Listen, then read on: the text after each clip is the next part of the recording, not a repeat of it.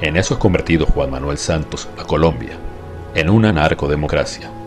Este término se empezó a usar durante el gobierno de Ernesto Samper, entre 1994 y 1998, debido a la financiación de su campaña por el Cartel de Cali. Pero de hecho, las mafias del tráfico de cocaína dominaban la política colombiana desde la década anterior. El mismo Pablo Escobar fue representante a la Cámara y financió el asalto al Palacio de Justicia por el M-19 en 1985.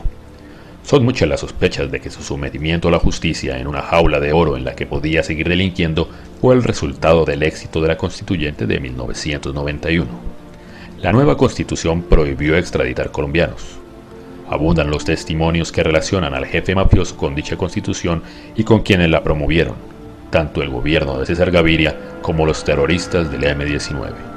Durante el gobierno de Andrés Pastrana se dejó de hablar de narcodemocracia. Esto sucedió en parte porque las atrocidades de las guerrillas y de las autodefensas criminales, conocidas gracias a la propaganda como paramilitares, dejaron en segundo plano la industria de la cocaína. Aunque se admitía que era la gasolina del conflicto, parecía más importante la negociación de Pastrana con las FARC.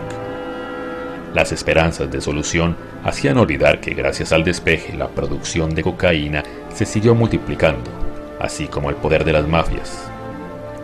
No era difícil prever que las negociaciones tardarían, pues entre tanto las FARC multiplicaba sus recursos, su armamento y su tropa gracias a la cocaína.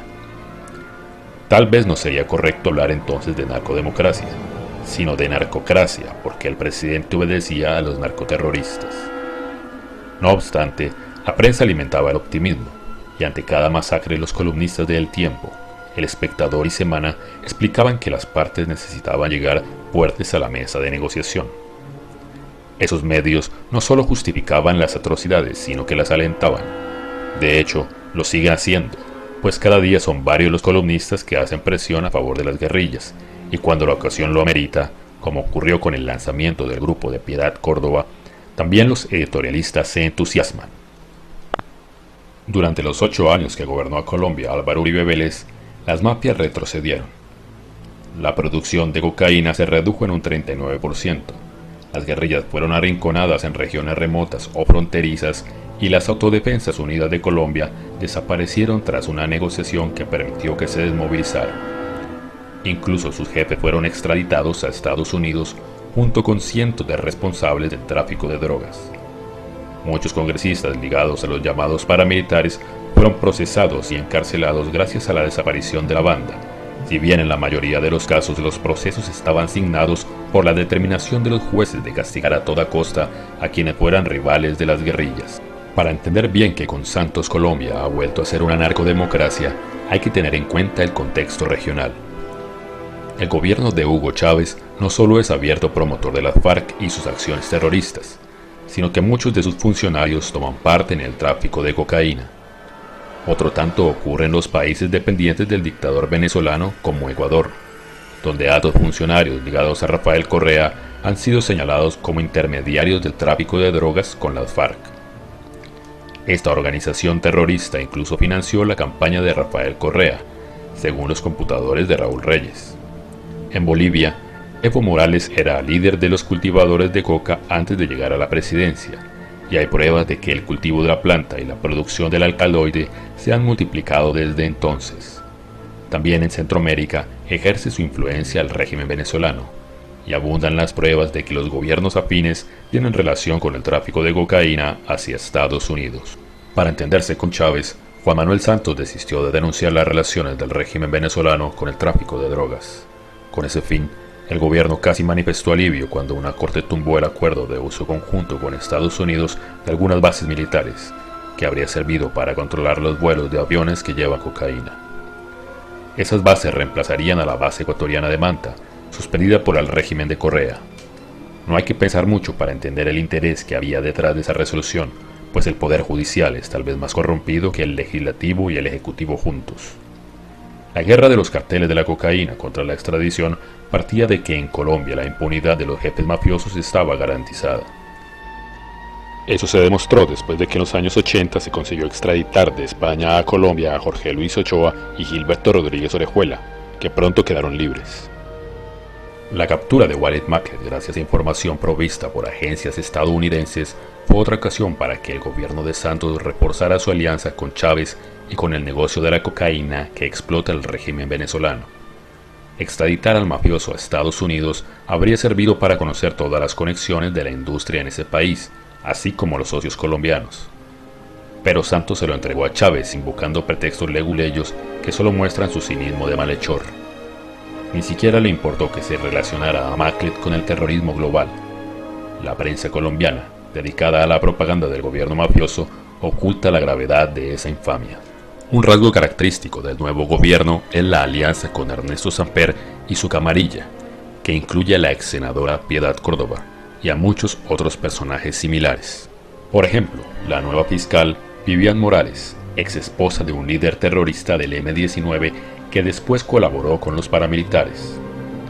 Es probable que esa señora ocupe ese cargo para obstruir las investigaciones que podrían conducir al enjuiciamiento de Samper como inductor del asesinato de Álvaro Gómez Hurtado. También la secretaria general de UNASUR, María Emma Mejía, es una ficha de Samper. Esta señora llegó a ser candidata a la alcaldía de Bogotá por el Polo Democrático, es decir, por el Partido Comunista, creador de las FARC.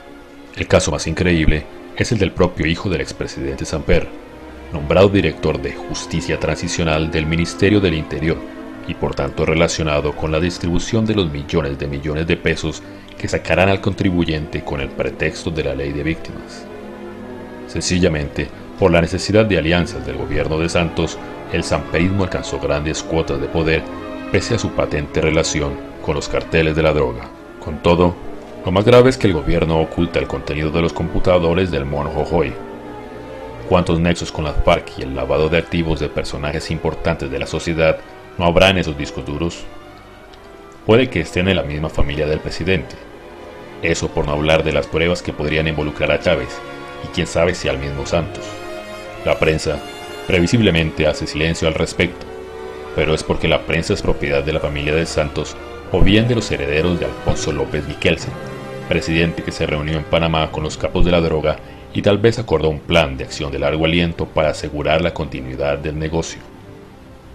Pero ese ocultamiento despide un olor muy feo y disipa las dudas que pueden quedar sobre la implicación del gobierno y sus funcionarios en el tráfico de cocaína. Recientemente, para agravar las cosas, se tuvo conocimiento de que el ministro del Interior, Germán Vargas Lleras, cuyo partido Cambio Radical tiene muchos congresistas investigados por relación con los llamados paramilitares, participó en una cacería con el jefe de esa banda, Salvatore Mancuso. El silencio del ministro al respecto deja mucho que pensar. Además, a Vargas Lleras también se lo relaciona, sin que muestre mucho interés en negarlo, con otro jefe paramilitar, Martín Llanos. Con el mayor desparpajo, el principal ministro del gobierno calla, mientras que la prensa, convertida en mero instrumento de propaganda, trata de hacer olvidar algo que en un país normal daría para hacer dimitir al mismo presidente.